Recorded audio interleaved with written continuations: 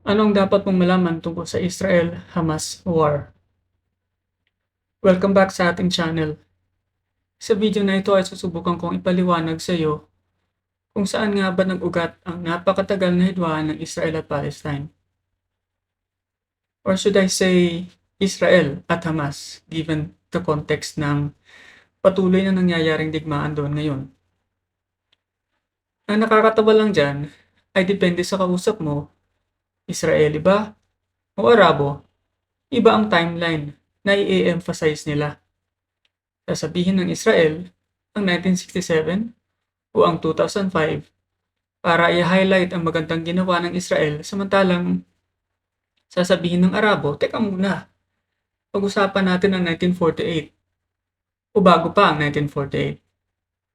So bago tayo magpatuloy, tandaan mo lang na depende sa side na tinitingnan mo, may mga aspeto na ayaw pag-usapan kasi doon mahinang argumento nila. Isa pang gusto kong sabihin bago tayo magpatuloy ay we condemn in the most unequivocal terms the atrocities perpetrated by Hamas that led to this war. Kahit pa sabihin nilang inapi sila, hindi ito sapat na dahilan para pumatay ng mga inosenteng tao. Isang terrorist organization ng Hamas at dapat lamang silang puksain. I just want to be able to say that very clearly. Now, handa na tayong balikan ng simula. Noong 1700 BC, ay nanirahan sina Abraham, Isaac at Jacob sa Canaan, na kasalukuyang nasa hilagang bahagi ng Israel at West Bank. Kung matatandaan nyo sa kwento ng Biblia, pinamunuan ni Moses ang pag-alis ng mga Israelita mula sa Ehipto dahil ang sabi ng Panginoon sa kanya ay mayroong lupang ipinangako sa kanila. Ang lupang tinutukoy sa kwentong ito ay ang Canaan. Tinawag rin sa iba't ibang pangalan ang Canaan. Kasama na rito ang Promised Land, Land of Israel, Palestine, at Holy Land. Noong 1000 BC naman ay itinatag ni Haring David ang Jerusalem bilang capital ng kanyang kaharian, ang kaharian ng Israel. Noong 931 BC, matapos mamatay si Haring Solomon, ay nahati sa dalawa ang kaharian ng Israel. Ang Hilaga ay nanatiling kaharian ng Israel at ang capital nito ay ang Samaria, samantalang ang tumiwalag na kaharian ng Juda ang nasa timog na Jerusalem naman ang capital. Naalala mo ba ang kwento ng Good Samaritan? Samaritan ang tawag sa mga naninirahan sa Samaria na capital ng kaharian ng Israel sa mga panahong ito. Bagamat hati, ang mga Israelita sa kaharian ng Israel at ang mga Hudyo sa kaharian ng Juda ay mayroon pa ring parehas na relihiyon, ang Judaism. Sa kasalukuyan, ang mga kaapu-apuhan nila, both ng Israelites at Jews, ay tinatawag na Jew na lahat. Ang mga panahon na iyon ay puno ng mga labanan at pananakop, dala ng hidwa ang nag-ugat sa relihiyon. Maraming mga Hudyo ang umalis. Gusto lang nilang mamuhay ng malayo at malaya sa mga digmaan.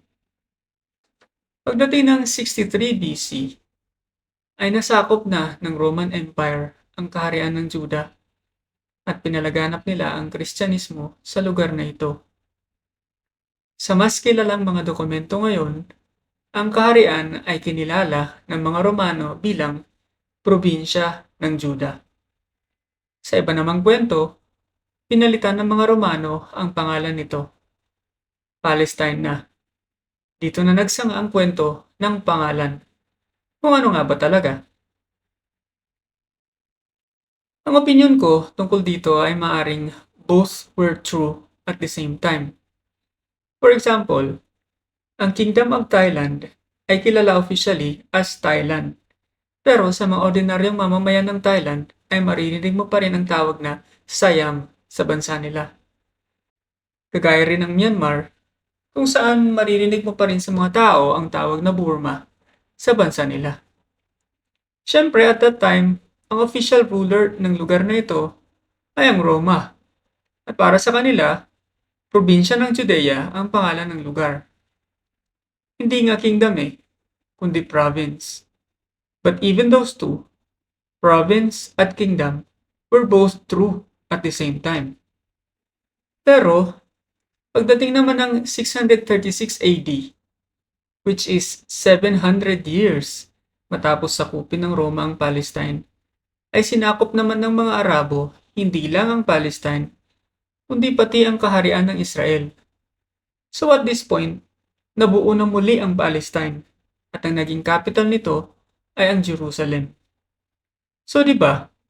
Sinabi natin na dahil sa pananakop ng Roma ay mga Kristiyano na ang mga tao sa Palestine. Pagdating ngayon ng mga Arabo, maraming mga Kristiyano at Hudyo ang na-persecute. At dahil dyan, marami sa kanila ang nagsialisan. At ang mga natira ay naging mga Muslim. Para tayong mga Pilipino, na sa loob ng 300 years ay mostly naging mga Kristiyano na. Mula 636 AD hanggang 1917, ang Palestine ay mostly nasa ilalim ng mga Arabo.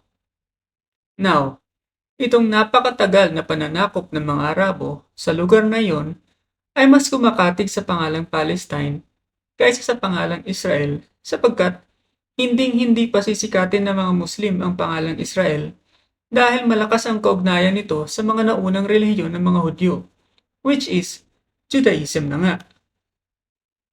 Samantala, sa mga panahong iyon, dumami ang mga Hudyo na nagpunta sa Europe at yumaman. Nagbuklod-buklod sila at nagbuo ng isang kilusang tinatawag na Zionism, na ang layunin ay magbuo ng isang estadong Hudyo or Jewish national state sa kanilang homeland, which is ang Palestine na nga. Gusto nilang bumalik at sa pamamagitan ng kilusang ito na Zionism ay pagpaplanuhan nila kung paano ito gagawin. Noong 1917, nang natalo ng British ang mga Ottoman sa unang digmaang pandaigdig, ay inokupahan ng British ang Palestine. Tinulungan ng British ang maraming Hudyo ang makabalik laban sa kagustuhan ng mga Palestinian na nakatira na doon. Mass immigration ang nangyari sa loob lamang ng 3 taon, kung kaya noong 1920 ay nagkaroon ng marahas na riot laban sa mga bagong salta ng mga Hudyo. Mula 1917 hanggang 1920, ang lugar ay kinikilala na sa pangalang Palestine, even by the British, kahit pa may mga bagong naninirahan ng mga Hudyo. Noong 1922, 5 taon lamang mula nang nagsimulang magsibalikan ng mga Hudyo, ay naiulat sa census na ang populasyon ng Palestine ay binubuo ng 89% na Arabo at 11% na Hudyo. Subalit, by the end of 1947, which is 30 years lamang mula nang buksan ng Palestine sa mass immigration, ang mga Hudyo ay 31% na ng populasyon.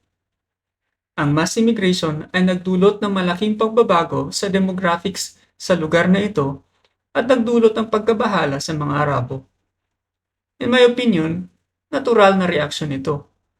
Kung ako ang Arabo, talagang mapapaisip ako. Ang dami naman na nila.